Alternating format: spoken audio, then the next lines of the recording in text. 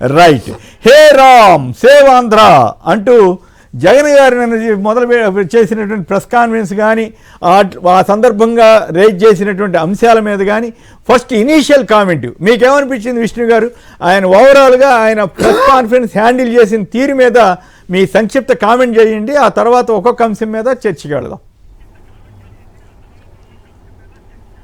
అంటే ఎప్పుడు జగన్మోహన్ రెడ్డి గారు మాట్లాడినా కూడా రాష్ట్రంలో జరుగుతున్నటువంటి ప్రభుత్వ తీరు కానీ ప్రభుత్వ వ్యవహార శైలి కానీ ప్రజలకు ఉన్నటువంటి సమస్యలు కానీ వైఎస్ఆర్ కాంగ్రెస్ పార్టీ స్టాండ్ కానీ క్లియర్గా ప్రజలకు అర్థమయ్యేటటువంటి సాధారణ భాషలో ఆయన క్లియర్గా ప్రజల ముందు పెడతా ఉంటారు. 15 రోజులకు ఒకసారి ఆయన పత్రికా విలేకరుల సమావేశం ద్వారా. ఇందులో ఎవరైనా సరే ఏ రాజకీయ పార్టీ అయినా సరే తప్పు బట్టి ఇది మీరు తప్పు మాట్లాడారు, ఇది లేనటువంటి అవాస్తవం మాట్లాడారు, ఇది లేదు అని చెప్పేటటువంటి పరిస్థితి అయితే ఆయన ప్రెస్ కాన్ఫరెన్స్కి ఉండదు సార్. ఎందుకంటే చాలా తరోగా ఉంటారు, గ్రౌండ్ లెవెల్లో జరుగుతున్నటువంటి విషయాలన్నిటినీ తెలుసుకుని మాట్లాడతారు. ఆంధ్రప్రదేశ్లో రైతుల విషయం కానీ, పోలీసుల విషయం కానీ, మావిగన్ విషయం కానీ, అమరావతి విషయం కానీ, అమరావతిలో జరిగినటువంటి సంఘటనలు కానీ, అలాగే అప్పులు కానీ, అన్ని విషయాలు మీరు చూడండి అంత తరోగా ఉంటారంటే అంత తరోగా ఉంటారు.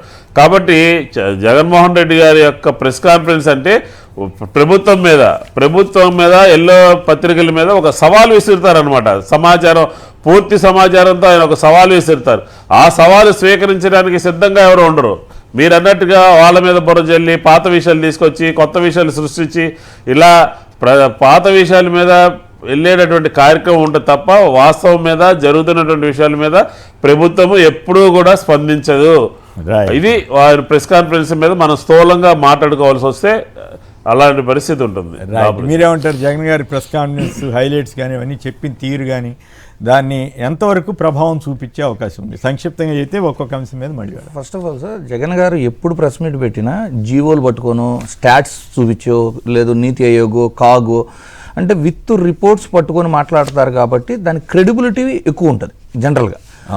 కాకపోతే నిన్నటి విషయం జనరల్గా ఏమైందంటే సార్, అధికారం కోల్పోయిన తర్వాత కొన్ని విషయాల మీద కామెంట్ చేయాలంటేనో వాళ్ళ స్టాండ్ చెప్పాలంటేనో ఏ రాజకీయ నాయకుడైనా ఏ రాజకీయ పార్టీ అయినా ఒక అడుగు వెనక వేస్తుంది. అలాంటిది ఎంత గట్స్ ఉంటే అంటే అది రాజకీయంగా ఒక ఏరియాలో డ్యామేజ్ జరిగినా పర్లేదేమో కానీ నేను నా స్టాండు వాస్తవం ఏంటనేది ప్రజలకు చెప్పాలి అని స్టాండ్ ఉండి చూడండి, హ్యాట్స్ ఆఫ్ చెప్తాం సార్. హ్యాట్స్ ఆఫ్ చెప్తారా? అంతే. ఎందుకంటే మావిగన్ అనేది చెప్పాలి అంటే ఇప్పుడున్న పొలిటికల్ సర్కమ్స్టాన్సెస్లో ఏ రాజకీయ పార్టీ ప్రతిపక్షంలో ఉండి అలా స్టాండ్ తీసుకొని ప్రజలకు జరుగుతున్న అవినీతితో పాటు ఆ స్టాండ్ నాది, ఇది నేను మేనిఫెస్టోలో కూడా పెడతాను అనే చెప్పడం గట్ ఫీలింగ్. అది కాదు, చంద్రబాబు గారు తెలివిగా తెలంగాణ షోప్పుడు చూసాం కదా, ఇక్కడ తెలంగాణ ఇవ్వాలన్నారు, అక్కడ ఇవ్వకూడదన్నారు, ఇచ్చిన తర్వాత సోనియా గాంధీని రకరకాలుగా విమర్శించారు. అట్లా డబుల్ స్టాండర్డ్స్ ఈయన అవలంబించారు.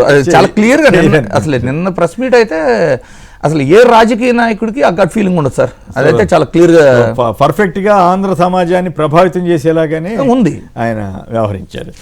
రైట్. కొన్ని వార్తలు చూసిన తర్వాత ఒక బ్రేక్ తీసుకోవాలి. పని చేయకపోతే పట్టుకుని తన్నండి, సచివాలయ ఉద్యోగులను ఉద్దేశించి సత్యసాయి కలెక్టర్ శ్యామ్ ప్రసాద్ గారు అనుచిత వ్యాఖ్యలు చేశారండి. అయ్యా కలెక్టర్ గారు, ఇప్పుడు రాజకీయ నాయకులతోటి వస్తున్నాం, మళ్ళీ మీరు కూడా ఎందుకు సార్?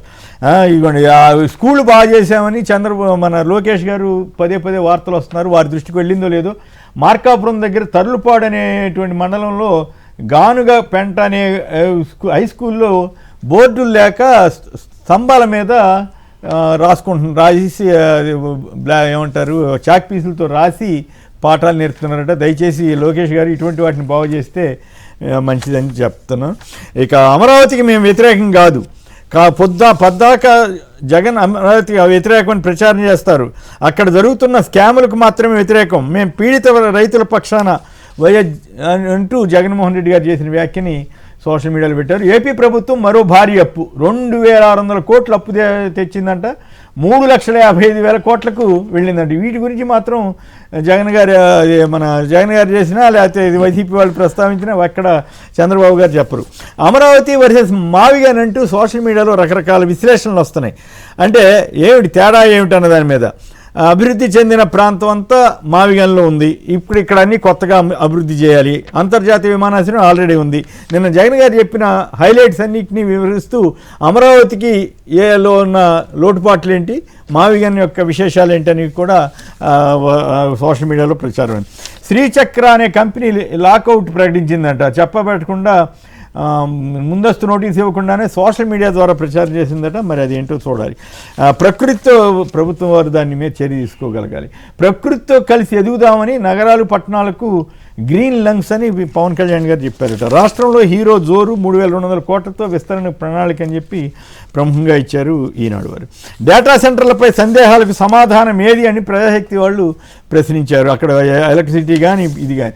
త్వరలో తల్లికి వందనం, ఇంటికో పారిశ్రామికవేత్తను తయారు చేస్తాం. గూడూరులో మెగా ఫర్నిచర్ పార్క్ అని చిలకూరు సభలో చంద్రబాబు గారు అన్నారు.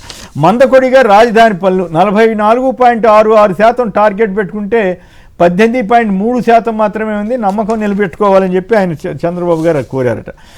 ఏజెన్సీ మైనింగ్ చట్టం, మైనింగ్ గెజిట్ చట్టవిరుద్ధం. ట్రైబల్ యూనివర్సిటీలో డిగ్రీలు తీసుకోకుండా విద్యార్థులను అడ్డుకోవడం అన్యాయమని సిపిఎం శ్రీనివాసరావు గారు అంటున్నారు. ఈ భూములను కేటాయించే తీరు మీద కూడా, జీవో ఇచ్చిన దాని మీద కూడా చాలా తీవ్రమైన విమర్శలు వస్తాయి. 30 రోజులు జైల్లో ఉంటే తొలగింపే. ప్రతిపక్ష నేతలే లక్ష్యంగా 130వ రాజ్యాంగ సవరణ బిల్లును తీసుకొస్తున్నారంటూ తీసుకురావాలని ప్రయత్నం చేస్తున్నారు. 17వ నివేదికను సమర్పించనున్న జేపీసీ అంటూ వార్తనిచ్చారు. జమ్మలమడుగులో ఉద్రిక్తత. అక్కడ ఆల్రెడీ స్టీల్ ఫ్యాక్టరీని జగన్ గారి టైంలో తీసుకొస్తే ఆ తర్వాత వీళ్ళు ముందుకు తీసుకెళ్ళలేదు. ఇప్పుడు దాని మీద అది చూడటానికి వెళ్తే వైసీపీ వాళ్ళందరినీ అడ్డుకున్నారట.